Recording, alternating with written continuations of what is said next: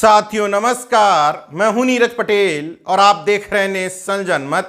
उत्तर प्रदेश के तथाकथित राम राज्य में पिछड़े समाज के एक गरीब शख्स की सामंतियों ने पीट पीट करके हत्या कर दी। खबर बुंदेलखंड इलाके के हमीरपुर जिले के कुरारा थाने के पतारा गांव से आई है। बेहद गरीब परिवार से आने वाले छोटे लाल प्रजापति की हत्या एफआईआर के अनुसार अतर सिंह, आकाश सिंह और अमन सिंह नाम के एक ही परिवार के 3 सदस्यों ने की है। तीनों ठाकुर बिरादरी से आते हैं। अब इस घटना का इस बात से क्या संबंध कि मृतक अति पिछड़ी जाति से आता है और उसको मारने वाले मुख्यमंत्री के सजाती यानी कि ठाकुर बिरादरी से हैं। दरअसल घटना किन्हीं 2 समाजों के बीच में या एक समाज के बीच में भी हो सकती है, लेकिन घटना को किस गुंडई के साथ अंजाम दिया गया है और पुलिस का इस घटना पर किस तरह का बर्ताव है, ये सब कुछ जाति के आधार पर कम से कम योगी जी के राम राज्य में तय होता है। नेशन जनमत बिना तथ्यों के कोई बात नहीं कहता। न सिर्फ हमीरपुर के पतारा गांव की घटना बल्कि पिछले माह ही चंदौली जिले के करजरा गांव की घटना में मृतक का नाम था अजय प्रसाद प्रजापति और आरोपियों के नाम नरेंद्र सिंह, आशीष सिंह, अभिषेक सिंह, मतलब तीनों सीएम के सजाती। अब हमीरपुर की घटना पर पहले विस्तार से चर्चा कर लेते हैं। दरअसल मृतक छोटे लाल प्रजापति के बड़े भाई शिवदत्त प्रजापति द्वारा लिखाई गई एफआईआर की घटना बताती है कि 12 अगस्त को छोटे लाल प्रजापति बकरी चराने गया था। धोखे से उसकी बकरी इन आरोपियों मतलब ठाकुर समाज के खेत में चली गई। इसी बात को लेकर अतर सिंह, आकाश सिंह और अमन सिंह ने बुरी तरीके से छोटे लाल प्रजापति को पहले खेत में ही पीटा। इसके बाद घर के नजदीक ले जाकर के फिर से उसको लाठी डंडों से पीटा। इसके बाद उसकी लाश को घर के पास ही फेंक करके चले गए। यह घटना एफआईआर में दर्ज करवाई गई है, लेकिन नेशन जनमत के सूत्र बताते हैं कि घटना की शुरुआत 1 दिन पहले ही हो चुकी थी। यह बकरी चराने वाला इंसिडेंट 1 दिन पहले का था। उस दिन भी इन मनवड़ गुंडों ने छोटे लाल प्रजापति के घर जाकर के उसको धमकाया था। यह वीडियो नेशन जनमत के हाथ लगा है। इसमें स्पष्ट तौर पर लाठी डंडे लिए हुए कुछ लोग छोटे लाल प्रजापति के परिवार वालों को धमकाते हुए देखे जा सकते हैं। यह भी बात प्रकाश में आई है कि 11 अगस्त को ही छोटे लाल प्रजापति के घर वालों ने डायल 112 पर सूचित करके पुलिस बुलवाई थी, लेकिन सीएम के सजाती गुंडों का मामला होने की वजह से पुलिस ने कुछ नहीं किया। यहां ध्यान देने की बात है कि अगर जांच में यह बात सही साबित होती है तो 11 अगस्त को अगर इन गुंडों पर कार्रवाई की जाती तो हो सकता है इन गुंडों का मनोबल इतना ना बढ़ता कि अगले दिन खेत पर पकड़ करके उसको बुरी तरीके से मारते पीटते हैं। इसके बाद उसकी लाश को घर के नजदीक फेंक करके गुंडई से वहां से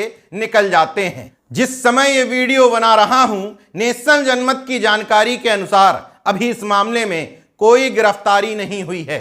नेशन जनमत को स्थानीय सूत्रों के हवाले से एक और बात पता चली है कि इस पूरे घटनाक्रम में परिवार के अन्य लोग भी शामिल थे, लेकिन पीड़ित परिवार बेहद गरीब है। इसलिए परिवार के लोग बता रहे हैं कि उसको डरा धमका करके कहा गया केवल इतने लोगों के नाम लिखो वरना तुम्हारा केस कमजोर हो जाएगा। इस तरीके से पुलिस पर भी आरोप लग रहे हैं कि जिस समय कार्रवाई करनी चाहिए थी नहीं की और अब हत्या होने के बावजूद कुछ आरोपियों को बचाने की कोशिश की जा रही है ताकि जो अंदर रहें उनको बचाने के लिए कुछ गुंडे आरोपी बाहर रह सकें। मैं दावे के साथ कह सकता हूं कि एफआईआर दर्ज करनी पड़ी है तो मजबूरन गिरफ्तारी तो की जाएगी, लेकिन जैसे अन्य घटनाओं में योगी जी और उनकी पुलिस का रौद्रूप नजर आता है, इस पूरे घटनाक्रम में बुलडोजर नदारद रहेगा। अब बात करते हैं चंदौली के धीना थाना अंतर्गत हुई अजय प्रसाद प्रजापति की मौत की। एफआईआर बताती है कि अजय प्रजापति अपनी निजी भूमि में दीवार बनवा रहा था, लेकिन गांव के मनवड़ नरेंद्र सिंह और उसके दोनों बेटे आशीष सिंह और अभिषेक सिंह को यह नागवार गुजरा। अजय प्रजापति को मौके पे जाके मना किया कि यहां से हमें निकलने की रास्ता दो। अजय प्रजापति ने मना किया तो फावड़े से मार करके अजय प्रजापति की हत्या कर दी। इतनी बीभत्स घटना के बावजूद नरेंद्र सिंह का चाचा फतेह बहादुर सिंह पीड़ितों के घर जाकर के उनको धमकाता है और धमकी में कहता है कि तुम लोगों का हाल भी हवलदार नाई की तरह कर दूंगा। अब इस घटनाक्रम में हवलदार नाई का जिक्र कहां से आ गया, इस बाबत मृतक अजय प्रजापति के भाई शंभुनाथ प्रजापति बताते हैं कि हवलदार नाई नाम का एक शख्स फौज में काम करता था। फौज से लौटने के बाद वो गांव में रहने लगा, लेकिन चूंकि वो नौकरी में था इसलिए उसका रहन सहन चाल ढाल अलग थे, जो गांव के सामंतियों को पसंद नहीं आते थे। किसी बात पर इन सामंतियों ने उसके घर में घुसकर बेवजह उसको मारा पीटा।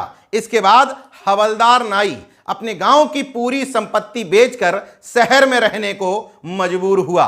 क्या इसमें जाति का एंगल नजर नहीं आता? यहां कोई पारिवारिक विवाद नहीं था, कोई जमीन पट्टीदारी का झगड़ा नहीं था। इन तीनों घटनाक्रमों में साफ साफ देखा जा सकता है कि जाति के वर्चस्व की वजह से ये तमाम हत्याएं और घटनाक्रम को अंजाम दिया गया है।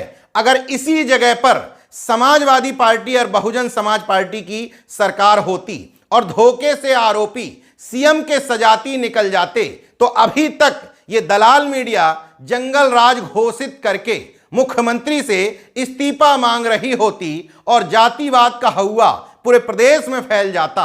मगर अफसोस इस तरह के घटनाक्रम ये दलाल मीडिया बताता ही नहीं है, तो ये बात लोगों तक पहुंच ही नहीं पाती कि किस तरीके से गांव में सीएम के सजाती गुंडे गुंडई का नंगनाच कर रहे हैं। बहरहाल इन दोनों घटनाओं में मृतक न बड़े वोट बैंक वाले हैं न बड़ी हैसियत वाले, उसके बनिस्पत आरोपी सीएम के सजाती हैं।